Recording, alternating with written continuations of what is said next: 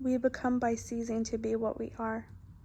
Life is a passage through a series of deaths.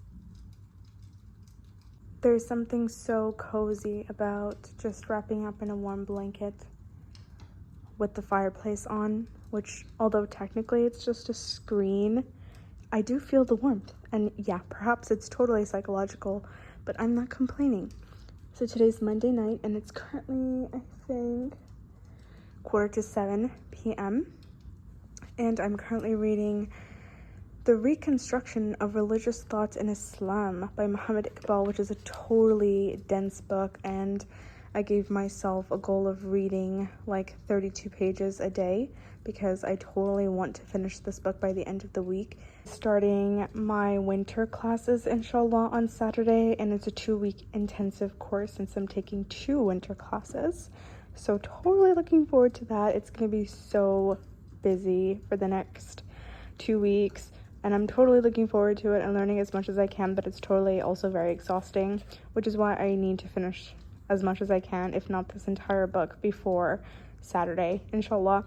Anyways, little side note, tomorrow is New Year's Eve, inshallah. We're excited about the new year and prep and plan and make views usually just reflect on the previous year, so 2024 in this case, and look at all of the things that I've done, just because it is so easy to get lost in life and we don't really take a second to be like, okay, how much did I accomplish? What did I do?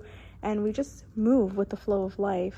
And it's really important to take these moments and reflect because it increases our appreciation of life. It makes us more grateful for the opportunities that we had and allow us to become better in the new year. So definitely take advantage of it. I know I will tomorrow, inshallah. I think I'm going to be journaling and just create a vision board, although that is something I've never done before. I think I'm excited to do it, a little creative project before things get crazy, because so much has changed and so much has happened in 2024.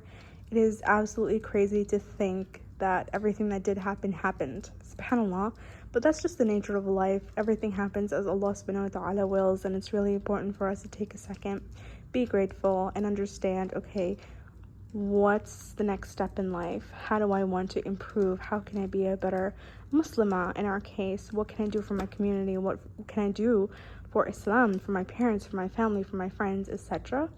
So breaking things into different categories is what I'm going to be doing to make it more goal-oriented in every aspect of my life.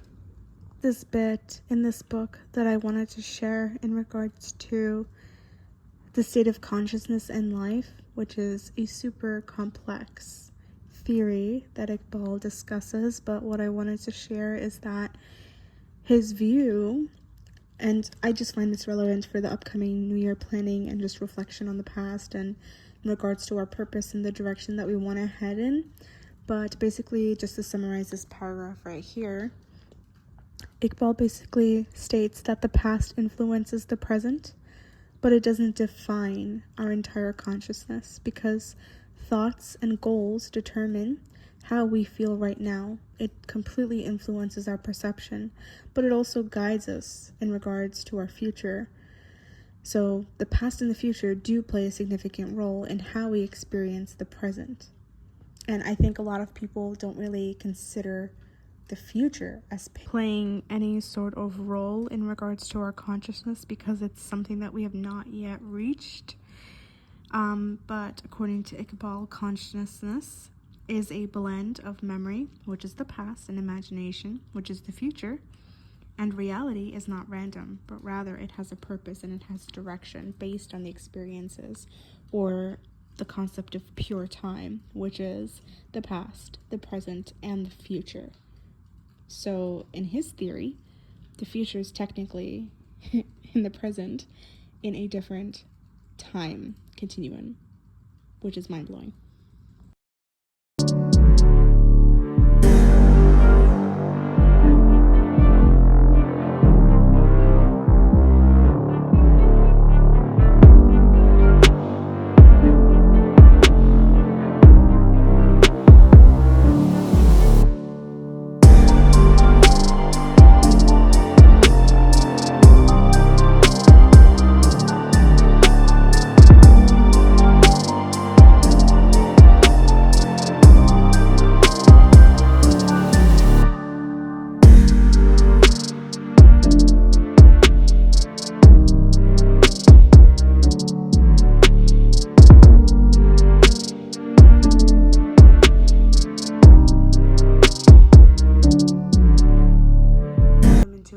which we will print right now, to put together on the canvas later, inshallah.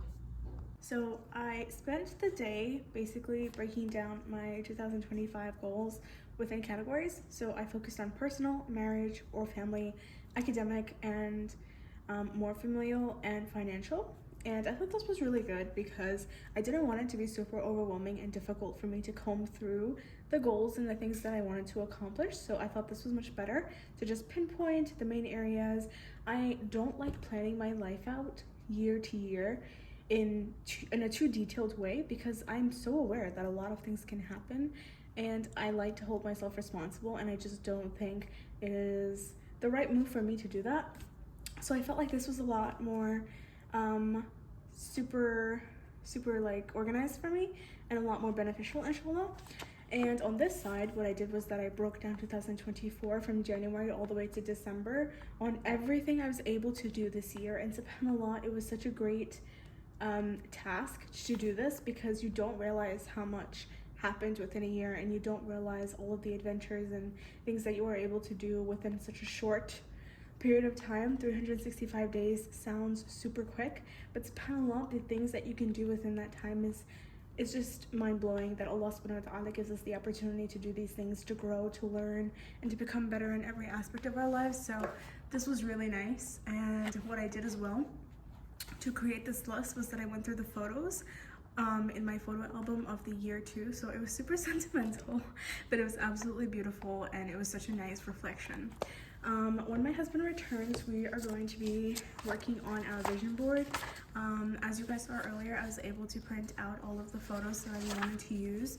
So what I'm going to do right now is basically just cut these out so that when he does return, it's a lot easier for us to put the vision board together, inshallah. And basically I just found most of these pictures from Pinterest, but some of them are like personal, like that's my husband and I.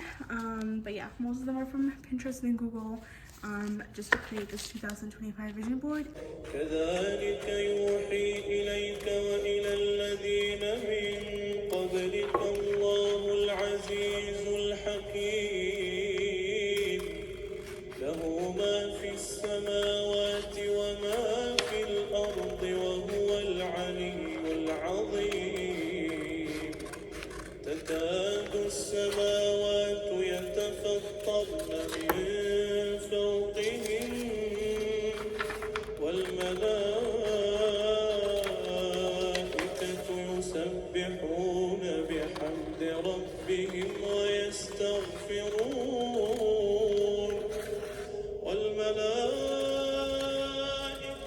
يسبحون بحمد ربهم ويستغفرون لمن في الأرض ألا إن الله هو الغفور الرحيم والذين اتخذوا من دونه أولياء الله. The pieces are currently cut out and ready to be put together. I'm so excited to get started on this.